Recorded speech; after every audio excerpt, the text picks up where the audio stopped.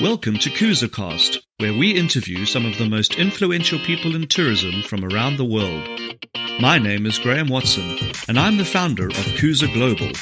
The word Kooza means a new dawn, and in 2023, we want to find out just how our guests are working towards that new dawn. Join us and subscribe to future episodes as we hope to inspire you with stories of strength and resilience in the tourism industry. Well, hello everybody, and welcome to another edition of KoozaCast. I'm here today with Jordan Carlisle and Kristen Puckett, travelers from the USA. How are you doing today, ladies? Doing good. Happy to be here. Good. So we met a couple of weeks ago in South Africa, and you are now in Thailand. And what I wanted to do, because this podcast has focused on very much the kind of leaders of the tourism industry and how everybody coped during COVID and getting back on their feet and managing directors and company owners and all that kind of stuff. But I actually realized I hadn't actually spoken to the actual travelers that make it all go around. So you ladies have a unique story because you've got you've got a great social media following, and the handle is "Where to next, y'all." It is indeed. We hop around a lot. Great. And okay, so tell us a bit about the background. So you both had like stable jobs, like living the white collar dream, and then what happened? We quit. Yeah, we quit. So a little backstory. We met 5 years ago in Rome. We were random roommates. So we already met abroad. We both knew we loved to travel. And in earlier this year, I called Kristen and I was like, "Hey, Kristen, do you want to move to London with me? I have this crazy idea." And she was like, "Jordan, no, like I'm in Nashville. I love my job. I love the people I'm with, my roommates, everything. Like I'm not doing that." Well, it led from us wanting to move to London to us. You wanting to move to London. Yeah, let me preface that. Me wanting to move to London to us quitting our jobs, buying a one-way ticket to travel the world. We're crazy. but hey, it works, and we're living our dream at 25 or 26. Yeah, perfect. I mean, it looks like everything's going well. I mean, you're having some great experiences. I'm following it all online. So, I mean, so the logistics and uncertainties now during the transition from the full-time job to full-time travelers. Where did you begin? Like with the world map, or how did that all happen? That's a great question. At first, I think, people are like, "Oh my gosh, how do you afford to travel?" And the first thing that I think, realize is it's not about the money. It's about the mentality to travel. Like, you have to be all in. Like, both of us put our mind to it. We both were like, we want to do this, but a lot of people want to travel the world, right? Like, but then we started with the Notes app. And we started writing down the places that each of us wanted to go. And it was a shared Notes app. And we would always get notifications at like 2 a.m. when you'd wake up and be like, "Oh, I want to go to Jordan," or "I want to go to Cape Town," or like whatever it was. And we could places we all wanted to go, or we both wanted to go. And it ended up being this massive world tour now. And then surprisingly enough, it was like we shared the list with a select few people. And then when we told people that we were going to travel the world, the first question, of course, is, "Well, where are you going?" And so we would name just a few of the places, but we were like, we're starting in Europe, and then we're just going to let the trip take us. And, people have traveled all over the world, and people were like, "Oh, you need to go here. I have recs for here." And so it kind of just built its way, honestly, with the help of others. Yeah, for sure. And then, social media is playing a big part in how you document your journey. So how kind of you leverage those platforms? I mean, it's mainly TikTok. You've got around about 25,000 followers now, something like that. Mm-hmm. And we spoke about the viral video that you had, which is great. So anybody who wants to follow you, it's "Where to next, y'all." It's YALL, but I'll put all the handles in the description so everybody can follow. And it's very, very entertaining. So why did you choose TikTok as the main one, and how is that going? I would say we didn't choose TikTok, actually. TikTok chose us because In the beginning, we truly didn't even know how to put a video together. Like, neither of us really knew how to operate TikTok. We knew Instagram. And then we were like on week 2, and we were like, we probably should start posting some TikToks. Like a lot of travelers use that page. And then we just started a few. And I remember we were in Austria, in Vienna, and our first TikTok that hit 2,000 views, we thought was like a huge deal. Yeah. And I like fell to the ground and I was like, Jordan, oh my gosh, our video got 2,000 views overnight. And then fast forward 3 weeks. No, not even. I think it was like a week and a half almost later, 2 weeks later. Yeah. It hit 100,000. And then we had our viral video in Monaco. Yeah. And it's at 5 million now. Yeah. 5 million. I think the thing with TikTok too is that it's such a quick, like, speed to market sort of platform. Whereas Instagram, you can get the big followers, but it's going to take you a lot of time. Yeah. TikTok is just so quick, and you can scroll for hours. You have that person who comes up and says, stop, like, take a break. Like, you need to get off TikTok, whereas Instagram, I think, is a little bit different. And yeah, we utilize both platforms, but and we also both journal. We really enjoy journaling. That's more for our closer knit family and friends to keep up with our emotions and how we're doing. But TikTok, for me, it's perfect because I have such bad ADHD anyways that like 12 seconds is all I got. Like if you don't capture me in the first 5, you've lost my attention. I have to say to Jordan all the time, sorry, to be honest, I wasn't paying attention, and she'll like sigh and she nicely repeats it. But that's why TikTok's so great, because like it's quick and you get to see someone's life in a glimpse. But also we have to be careful with that because it's not always as dandy as it seems. So we try to be as real as possible. Yeah, I mean it is great how these things can kind of blow up, and like you say, it's like 5 million views for one video is kind of cool. And now you're getting the attention, and people are going to be wanting you to stay at their property so that you can post it out to the followers. And I mean that's kind of where it's all going, and that was the aim, I'm sure. So I mean, I've also traveled around the world. I went on a nearly 3-month trip all over the place, and I know how busy traveling can be. So on top of all of that, on top of the actual living the future content, then you've got to create it. So how do you've got to have quite a lot of discipline to then say, okay, fine, we have to now get home, even though we're having such a great time, and work on the content. I mean, it's exhausting. Yes, it has to be exhausting because you're constantly needing to film it and remembering to film everything that's going on. And then, of course, so how long does it take you to put together a 12-second clip? quite a while. In the beginning, it took us a while, like 30 minutes. Yeah, I was going to say 30 minutes. But a story takes us a lot longer because you have to write the script. We didn't even know how to voice memo. We would mess it up and all over. We didn't realize you could do it in short. So we've come a long way. But now we edit them, and a 12-second video with no voiceover, 5 minutes. If that. I think what we've learned, like just through doing this for 4 short months, is that we're really good at storytelling, and that's what people want to hear. Especially, we are 25, 26. We've been to 17 countries. Like, people want to follow along, A lot of people don't like to travel, but they like to see it. So telling a story, making them feel like they're part of like our journey with us is huge. So those videos take a lot longer. Those take a lot longer, and we love to put a lot of effort into them and like thought, because we want our followers, and even people who don't follow us, we want them to feel like they're with us, and we want them to feel like, hey, it's okay to make mistakes traveling. We make them all the time. Like, we wish we knew this, or we wish we would have asked somebody more questions or researched more before we got somewhere. So it's a learning process, but videos, it takes us a lot of times. We normally can make them pretty quick, but the storytelling is definitely where our niche is. Yeah. Perfect. And one of the most gut-wrenching feelings is when you get somewhere and somebody tells you there's a much cheaper way you could have got there, or a much cheaper.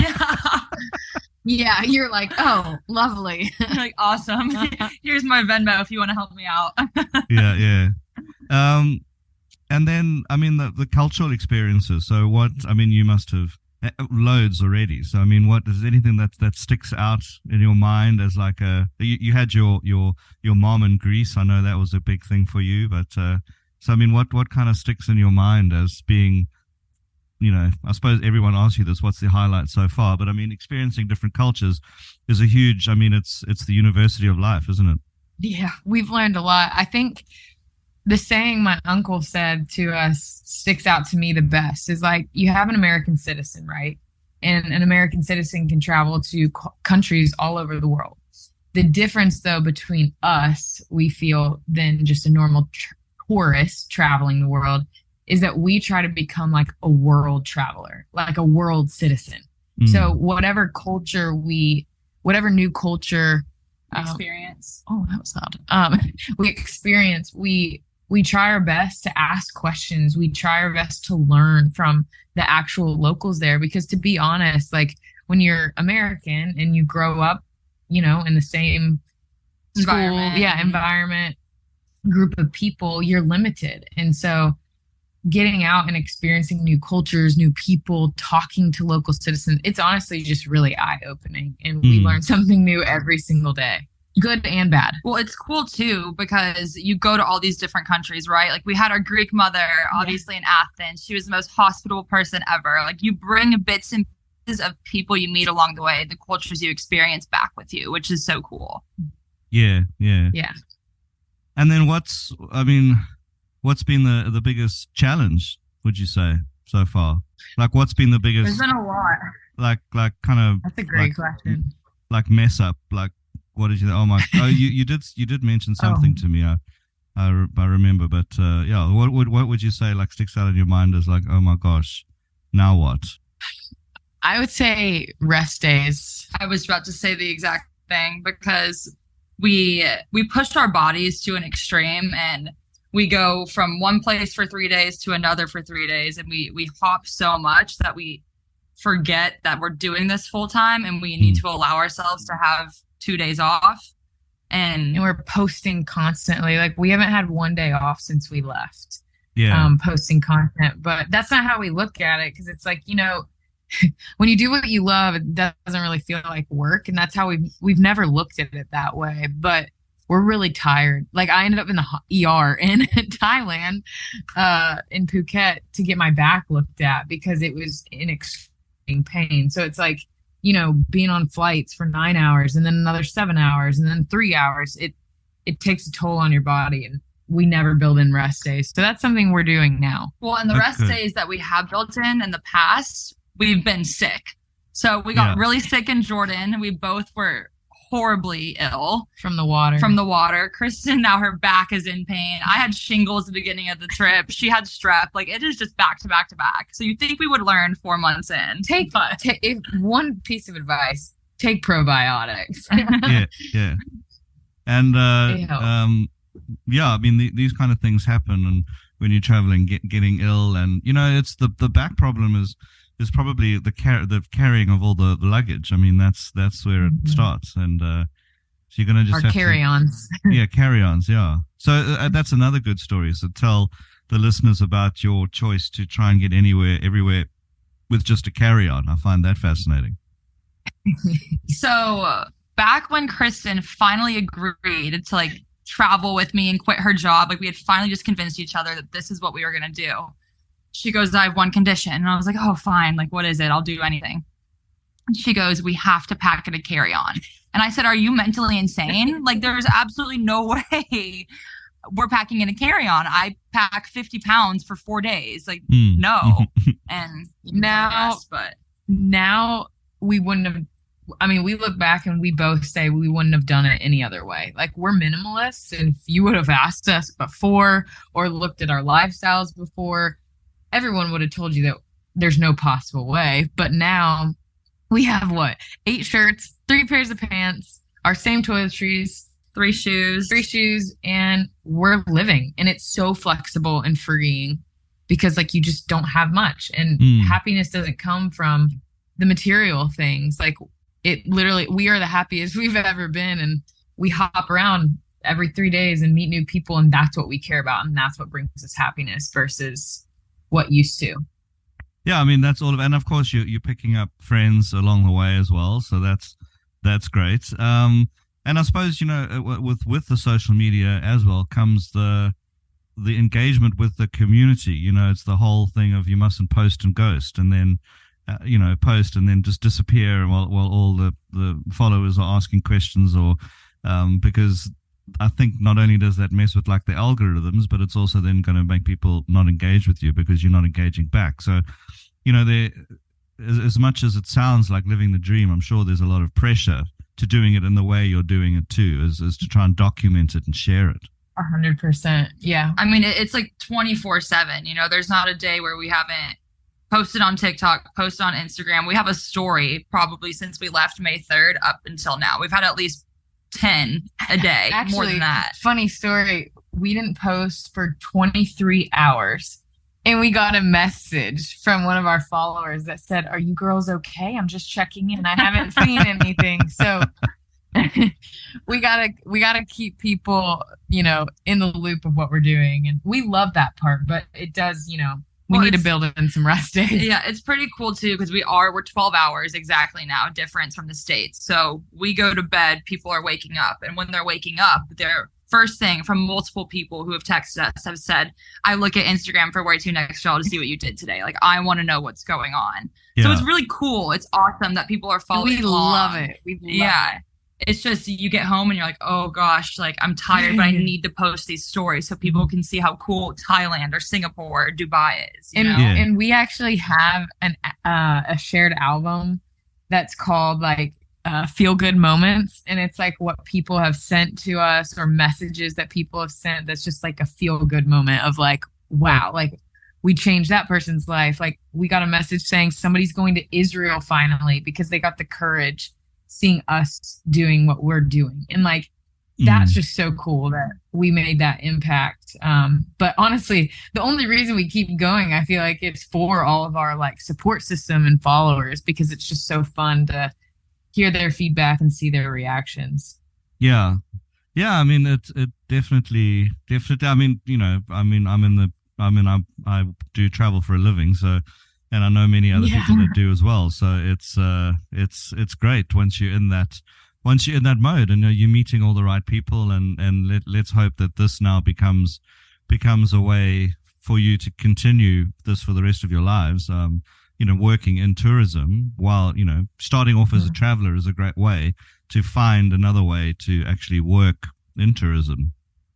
So I don't want to keep you too long from your party nights. I've been to PP, and I know that I know how great it is, and I do remember the bioluminescent algae, I think, in PP, which is the algae that kind of lights up in the dark. So look out for that in PP. I do remember that. So, but then what advice would you give? You say that, you know, you love it to know that you're inspiring people. What advice would you give a young traveler who's about to embark on a journey such as yours? It's okay to not know. I think before this trip, we had a Google Doc that was, I'm not even exaggerating, like 50 pages long of just information, like phone plans. How do you get from point A to point B? Do they have, you know, XYZ in this place? And a lot of the times there isn't information out there for it, and it's okay to figure it out as you go. You know, that's life. It's a learning lesson. And it's kind of the fun in it too.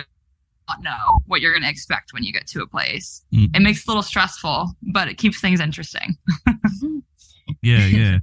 And of course, then you're going to have this, hopefully you documenting it, and then have a central place where future travelers can come and have a look. And that's, you know, that's another way to kind of generate the all important income streams to keep funding the lifestyle.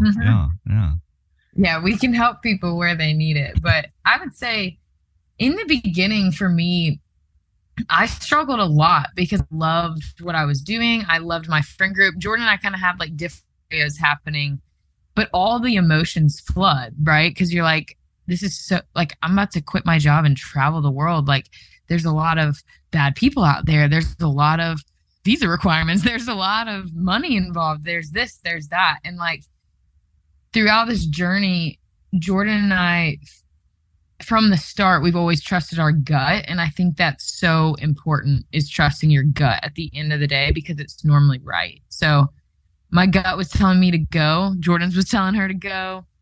And we've always said from the start, like, let the journey take you. Yeah. So we try not to plan every single day that's in front of us, and just see the people we meet and, like, you know, where are we going to go from here? We're going to see our Australia friends, and we're actually staying at their house that we met on Yacht Week. Like 2 weeks. Crazy. Right. Yeah. Like it's you meet so many amazing people. And the other part is there's more good people in the world than bad, and never be scared to ask for help, because we've been in so many scenarios where we don't know, and we always now ask and be assertive. And so that's, I feel like, both of our advice to young travelers.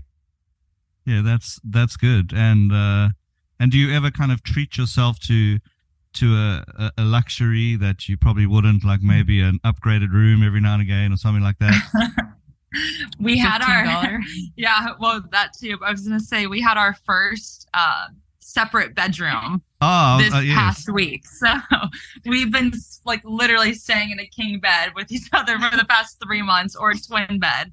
And we both got our own queen beds. I think it just happened that way. And Jordan looked at me tonight and goes, "Did you miss me? Be honest." And I just didn't say anything. No, I'm kidding. We were both like, "Oh my goodness, it's so weird." We've been in the same room, same like small quarters for 3 months. But honestly, but we do treat ourselves. Like, we were in Jordan, and we went to this really, really cool mosaic shop, and I forgot the percentage of the people who 60%. Are physically disabled. Oh, I'm not sure. I think it was really high. It was like 95% were physically disabled, but they make their income from building these mosaics, these beautiful art pieces. And we had a full tour of it, and we both ended up getting artwork and sending it back to the States. And that was a big treat yourself moment for us. But that was about our only one. And then we got a $15 Thai massage yesterday. So that was treating ourselves. Yeah.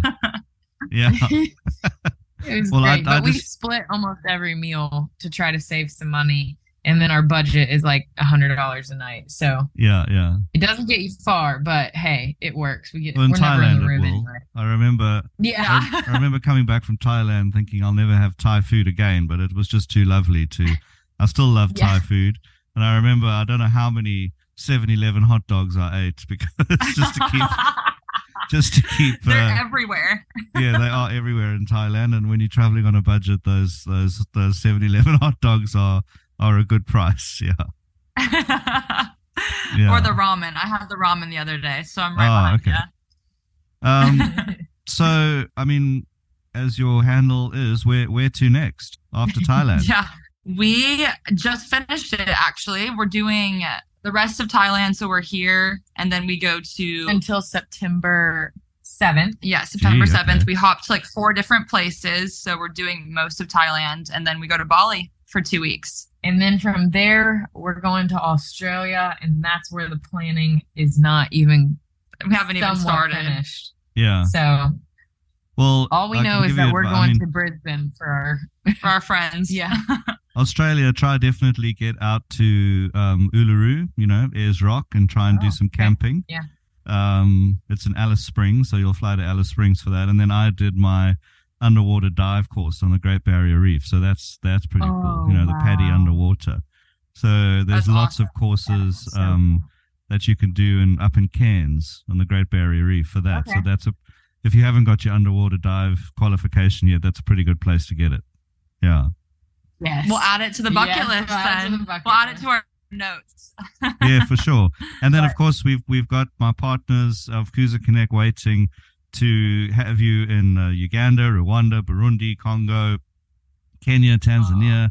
So definitely we must make that happen. So 100%. Your followers can follow you all around these great parts and see you with the iconic animals. If you thought your safari experience in Cape Town was fantastic, then that will blow you away. Yeah. Oh, we're excited. Yeah, we're ready for it. We said we're going to start our season 2 of our travels back in Africa. Yeah. So Perfect. We'll let you know. All right. Yep. You know where to find me. And to the listeners, I'll put all the Instagram and TikTok handles for Jordan and Kristen up, so you can follow their journey. I'm a follower now. My daughter Charlotte, she loves it too. Yeah, she's 10, and she was definitely, firstly, she wants to be an American, so she loves anything American, and she's got daddy's interest in travel, so yeah, so she's following you too. So yeah, you so can anyway, come with us on our next journey. Yeah, well, thanks so much for joining us on KuzaCast. I'll let you know when this goes out. It'll be in a few days, and then you can share it and let everybody else in your network to hear all about the crazy journey, but the lovely journey. Yeah. Yes, of course. Thank you so much for having us. This was a blast. No problem. And we'll keep in touch and enjoy the rest of your journey and have fun. Thank you. We'll see you back in Africa. Yeah, we'll absolutely, see you in Africa. 100%. Okay, ciao, ladies. Bye. Ciao. Bye.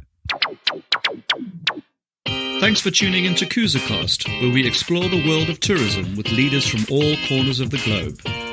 Join me, Graham Watson, for future episodes as we dive into the latest trends and insights from the industry. Don't forget to subscribe and leave a rating, and we'll see you next time on KuzaCast.